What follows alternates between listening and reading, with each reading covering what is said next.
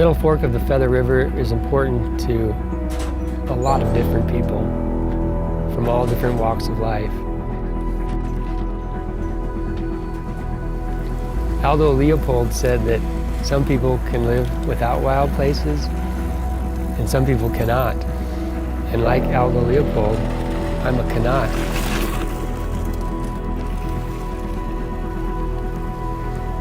Free-flowing rivers, mountains and canyons, wild places make me who I am.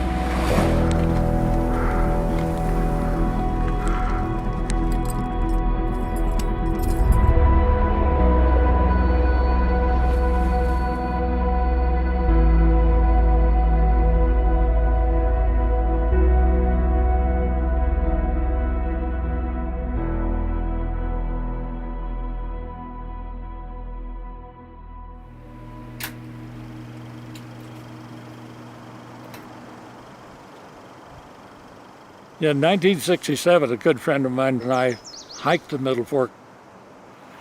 And it took 13 days, and as best I could figure, close to 65 miles. Of course, we were the last to walk the bottom of the lake, if you will, from Fall River to the dam, and we walked right up the face of the dam. The State Water Project came about in 1955, when the citizens of California voted to put dam in at Oroville to provide water to Southern California and flood mitigation for Northern California. During the 1960s, with the building of dams all over the country, there was resistance to damming those wild, free-flowing rivers. Places like the Middle Fork of the Feather River and Bald Rock Canyon are remote, hard to get to. Very few people had documented them.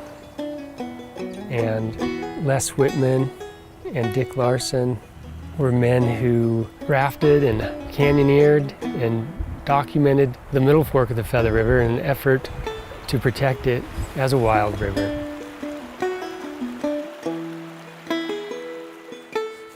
This was written when we came out, which was Friday, September 1, 1967, a couple years ago. Mike realized the lifelong goal of Larson. Larson kept his camera intact, and pending development will have several hundred photos to show the entire reach of the Middle Fork. He said he hopes to use the photographs to help get the stream classified as a wild river. Well, to our joy, it did become a wild and scenic river the next year. And so with the passage of the Wild and Scenic Rivers Act in 1968, that precluded dams that had been approved by the state of California. So without the Wild and Scenic Rivers Act, the Middle Fork of the Feather River would have been dammed.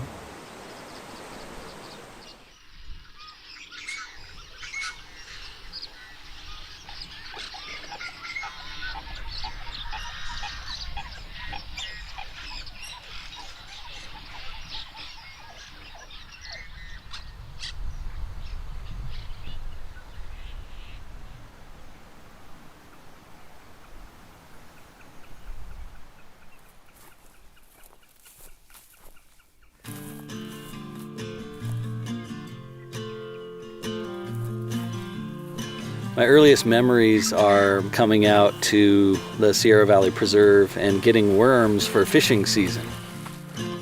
That was my main introduction to the environment, was actually hunting and fishing. It's been a big part of my life growing up.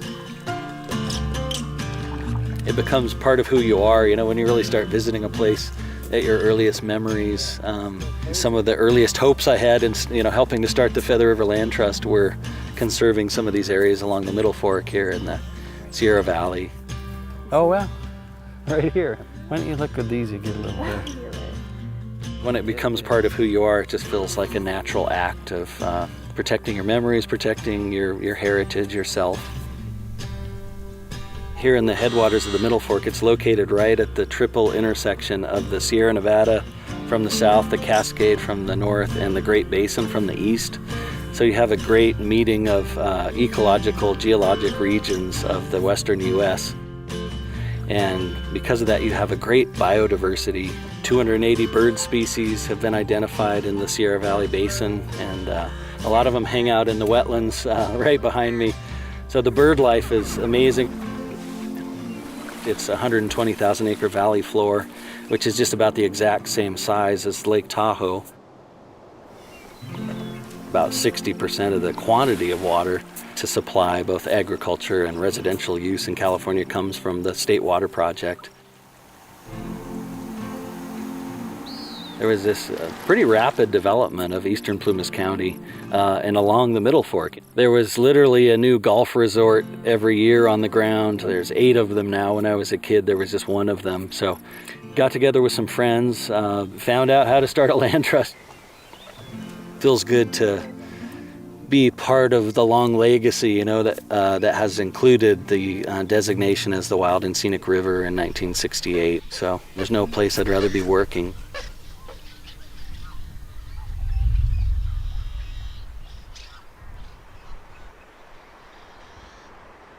There are very few rivers in California that are not dammed, and the Middle Fork has the major dam of Lake Oroville, but the rest of the river and its tributaries aren't dammed.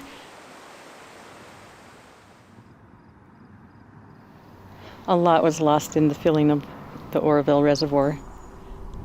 Right where the dam currently is were numerous village sites, ceremonial sites that have almost been wiped from our memories, and definitely wiped from us being able to be in those places again.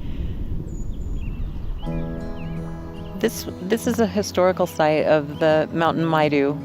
These cultural places are our ancestral history. There's thousands of years of a relationship in these places. These cultural places are all that we have left. We've been fragmented, we've been sent off to boarding schools, we've assimilated, we've gone to colleges, we've become janitors and law professionals and all different things. But we haven't become ourselves. And to be able to come back to these places to restore ourselves is vital. The Wild and Scenic Rivers Act gives us one more layer of protection. Most people don't even know that the Maidu people still live here, and we have a beautiful culture and a beautiful language and beautiful food systems. And so what we have left is very important to honor and to protect.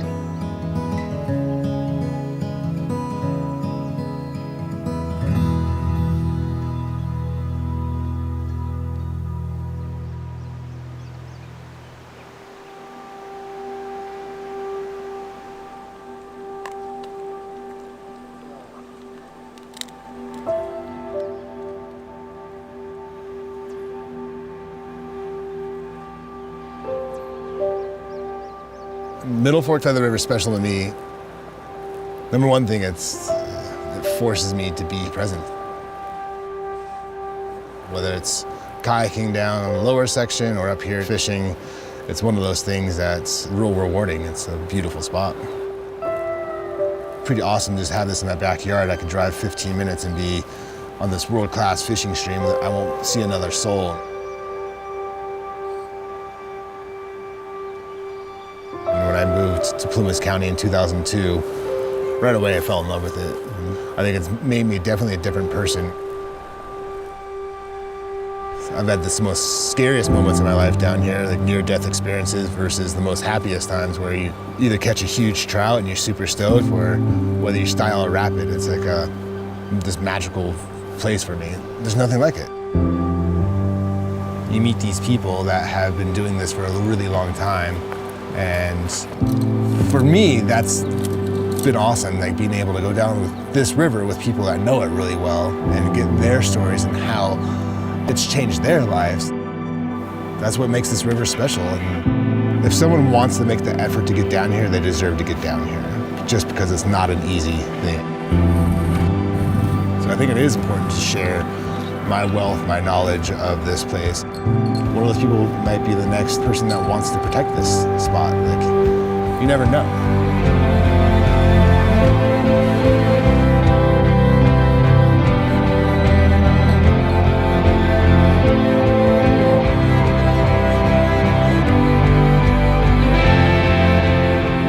meant a lot to me to be in Bald Rock Canyon.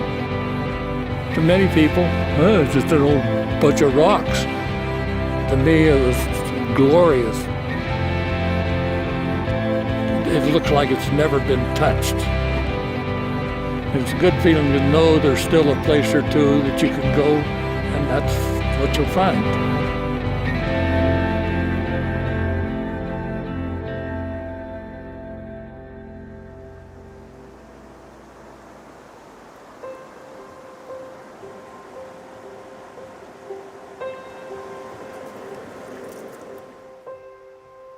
There isn't really a concrete plan on how the Middle Fork should be treated. It's probably coming due to get off our butts and do some things.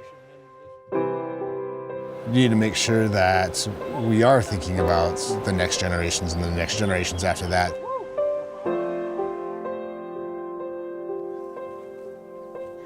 Well, I have a lot of hopes and dreams.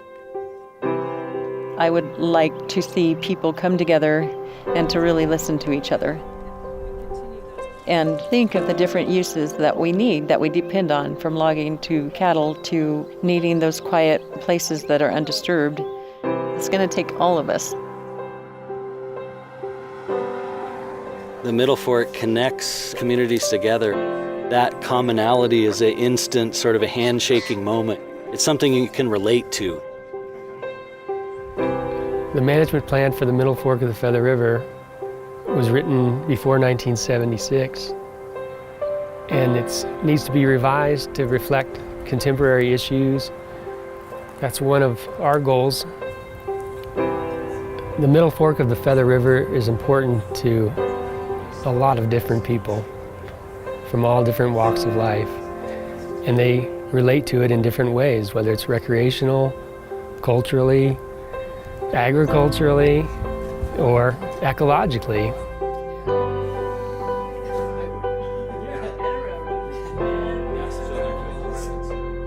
You know, the wild rivers and wild places, be they named that way or not, are important to all of us. For the Middle Fork, leave it wild.